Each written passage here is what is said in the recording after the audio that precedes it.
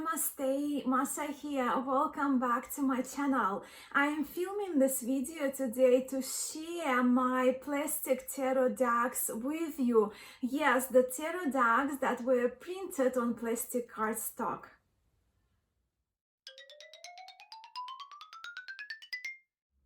This video has been requested by quite a few of you, my friends and subscribers to my channel, and it has been quite a long time coming, and more requests for this video were coming through my private messages. So yeah, I'm very excited to share with you my plastic tarots, the collection of plastic tarot decks that I have accumulated and I love very much. But before I do, I would like to take a moment to chat with you about why plastic decks are such a big deal for me and a necessity for me these days. And here they are, my plastic decks, and yeah, plastic tarot decks for me, the person who wants to consider myself eco-conscious and intends to live more sustainably. I actually try rather hard to reduce the use of plastic in my daily life, and for the last 2 years, one of my yearly goals has been minimizing buying things that are packaged in plastic. Yet when it comes to my tarot decks, I am known for making requests to my friends who are deck creators and other people who produce their decks or make playing card shop owners.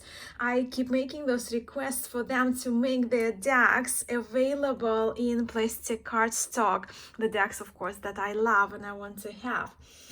I have 2 reasons for that. Firstly, the plastic cardstock is most durable, I have discovered. And secondly, plastic decks, they suit my lifestyle. Look, most days I am on the go with my backpack packed for the day ahead, and in my backpack you can always find a tarot deck and a Lenormand deck, and I prefer them to be in almost indestructible plastic cardstock these days. My usual day includes an early morning walk in the bush or nature reserve or on the beach, and then I walk or take a bus to the places I teach yoga at. My mornings, they include having a morning coffee in one of my favorite cafes around Newcastle area. And after I teach, I go for lunch in the park somewhere or on the beach or again in a cafe. And then on occasion, as I walk, as I travel around, I get caught in the rain. So why am I telling you this? I have an extensive morning routine of my personal practices and meditation at home. And I usually don't have time to do my daily draws at home on weekdays now that I'm back to like full teaching load, right? So my tarot readings and journalings are done either outdoors with me sitting on morning dewy grass or sand, or in cafes which often have quite sticky tables. I know also some may say that why wouldn't I take a tarot reading cloth, and yeah, it's a good solution, but for sticky tables, right, for kind of sandy surfaces. But I do love my refill shuffle, and to be honest, I struggle to shuffle my cards, to refill my cards on a fabric cloth. And in general, by far, I prefer hard wooden surfaces or marble tables or even floors to shuffle my cards on. But is it just me? I'm very curious, what surfaces do you prefer to shuffle your cards on and spread your cards for the reading? Also, sometimes I like to kind of fan my cards out, and I love to wrap my cards in a cloth, right? But shuffling and spreading the cards on it, I find it problematic personally. But I would love to hear about your preferences, how you take your cards outside, and your preferred ways to shuffle them, to spread them, to read them. So yeah, I do love to have my cards last and have an option of wiping the sands of drops of dew or water, any other mark easily off my cards without having to worry that my cards could be destroyed. What else? On top of that, on my mornings off, I love to sit outside by the pool with my cards. And most recently, we have had very wet, humid, and damp weeks here in my state where I live in New South Wales in Australia, which even further proved to me the wonders of having the cards that I love, the decks that I love in plastic cardstock. Many people here on my channel also know that I love my bath times, and I take a bath with Epsom salt and essential oils every single day pretty much, and it takes me anywhere between 40 minutes to 1 hour, and I love my water very warm and steaming, and I have a lot of steam in my bathroom. So I have a little tray that goes across my bathtub, which can hold with little kind of sections where I can put the cards, which can hold up to 5 cards and a large candle. And I do enjoy doing my shorter readings for myself while I am enjoying my evening time and relaxing in my bathtub. So yeah, long story, right? Long explanation, long case for the plastic decks. But yes, plastic decks are essential for me these days. And now we'll have a look at this collection that I have of plastic tarot decks, which I listed, well, roughly in the order I received them. And by the way, I have included the links to where you can purchase most of those decks. A couple of them are not available on plastic cardstock, but I still included the link where you can purchase them. And if I did walkthroughs of either of them, right, so those ones will be included as well in that list in the description of this video below. But the first plastic deck that I ever got was this little beauty, and they're the backs with my initials. But this one is Deck of the Bastard, produced by Terra by 7, and this deck comes in a pocket size, which is more plain card size, right? And yeah, I've read with this deck a lot. It was my first one in plastic, so it's the deck that I used extensively to read for others, and it's traveled with me around the world. It's been, of course I live in Australia, but it's been to China and Russia and Bali and New Zealand. And Deck of the Bastard is sort of like a, well, by Terra by 7 stars, and she describes it as sort of bastardization of tarot decks. So as you can see there, the chords are from Atea Tarot, and mine are the pips are from RWS, right? But we do have the suit of coins instead of a suit of pentacles. So what she did, she used Pixie's artwork, Pamela Coleman Smith artwork, but she replaced the pentacles with the coins to make the deck more coherent.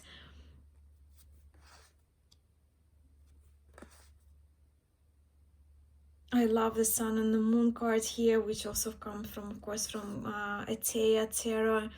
And my copy has the keywords, which I actually quite like. I do love those aged borders as well. The look of the deck. Love this Death from Atea as well. And the second deck that I received is Golden Thread Tarot, which is released by Labyrinthos company. And Labyrinthos company is run by Tina Gong, from my understanding, from what I know. And the Golden Thread Tarot comes in the sturdy box and is printed on matte recycled black plastic cardstock, which features this beautiful golden stamping on that. So this tarot deck is kind of has reduced symbology which I actually like, and it's really beautiful. And of course it's aged in black as well, maybe because of that plastic cardstock, right? So it's not aging, it's just the plastic cards. But yeah, so it's based on Rider-Waite-Smith lineage by Simplified, in the way that it really does make a lot of sense to me. And I love the idea behind the deck, but also quoting from the creator's website, golden thread, so we can see the golden threads all over the tarot, refers to a single string that connected all things within the universe, threading images in a murky unknown.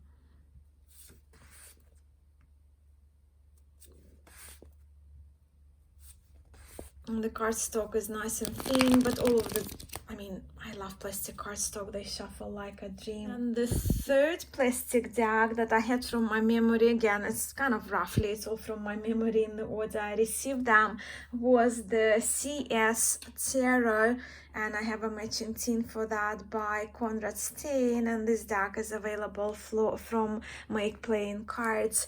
For this plastic version, I've chosen the black crackled bags that Conrad Steyn designed.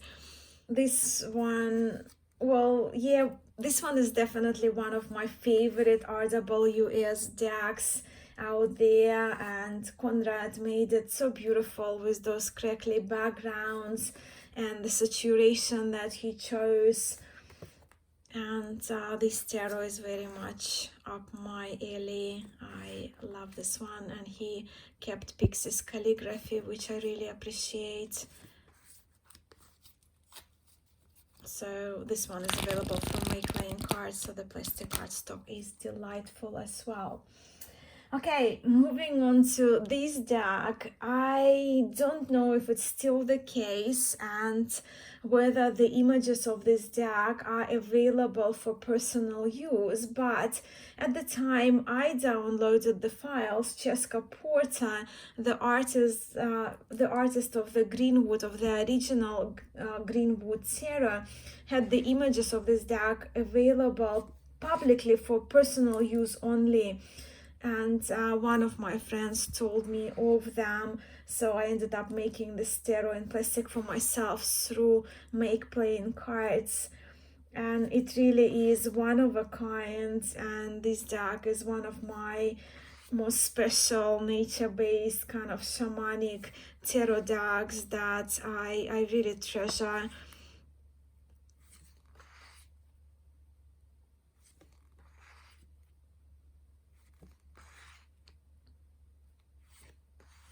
Then moving on to the fifth deck, and this one you can probably recognize the plaid bags. This one is Rider-Waite-Smith Terra, and this deck came originally in this box, right? So the 100% plastic Rider tarot deck by the US Games.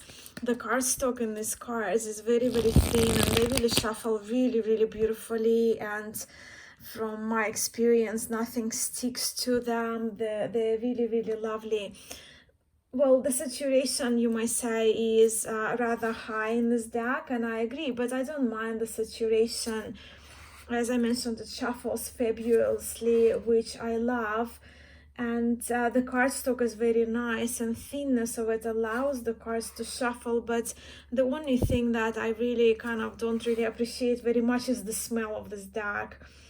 Yet, despite the plasticky orders, I really like it, and very often I do actually pack it into my beach bag when I go to the beach. The next deck and plastic cardstock that I have with this golden rose stamping and golden rose edging is really lovely, and this deck is also from the Labyrinth Studio, Tina Gong's, and that's the box that it came in. And I trust it's still available, but I don't think it's still available in plastic cardstock. And you can see, you can feel the layering, the texture of the golden stamping there, and so in the cards and the titles of the cards as well. This one is it's a dreamier deck, right? So it's one of those decks with dreamier, softer feel, with this rose, gold rose numbers and titles of the cards. I really love it. I mean, yeah, now that I've pulled it out, I realized that I really need to use this deck more, because it's really really pretty. So we have more kind of a silhouette figures, right, of the animals, of the people, human figures in the court cards. So we don't have the facial expressions, right, but we do have the directionality of their profile.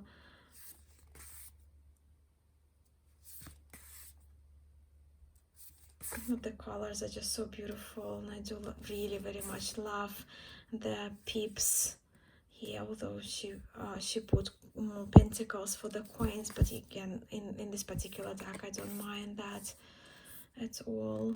And then we have the Ellis deck, the Ellis deck by Taylor Ellis. This tarot has become one of my go-tos and all-time favorites now. I really do not see my tarot library without it ever, and I reach for this deck all the time. So I'm so grateful and pleased that I got this deck in plastic cardstock. It's still available in its 5th edition, but not in plastic. But this deck, I mean, I have a very extensive video for you. I will link if you're interested to see the cards, but it has everything I need in tarot. It's very me, and some people may find it a little busy, which I understand, but for me this deck is just packed with so much to draw from. I kind of think that people are getting tired of me featuring this deck in my favorite videos, right? Pretty much all my favorite videos, most of my favorite videos would include this particular deck, because I just love everything it has, and I personally resonate with the choices that the creator Taylor Ellis made in this deck. So 7 decks I've just shared, 6 more to go. The total count is 13. So this little deck is by, well, one of our community members, tarot community members and content creators, Robin from Toadstool Tarot. So that's the artist card, if you will, and they're the backs of this deck. It's a mages only deck, and it's called the Open Face Tarot, also available on Make Plain Cards. And this deck is very minimalistic, and it truly is a lovely little mages only deck to have. It also was the first deck. That's one of my favorite cards. I really love it. The strength.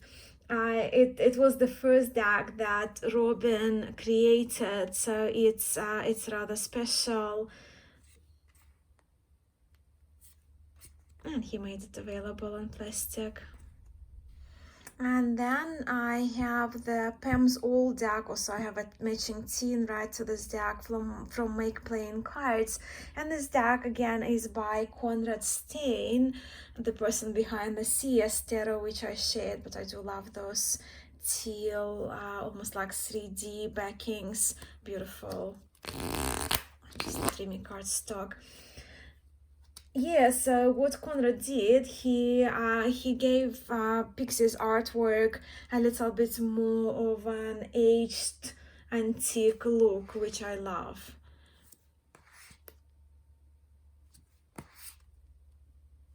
I go back and forth whether this one or the CS Terra.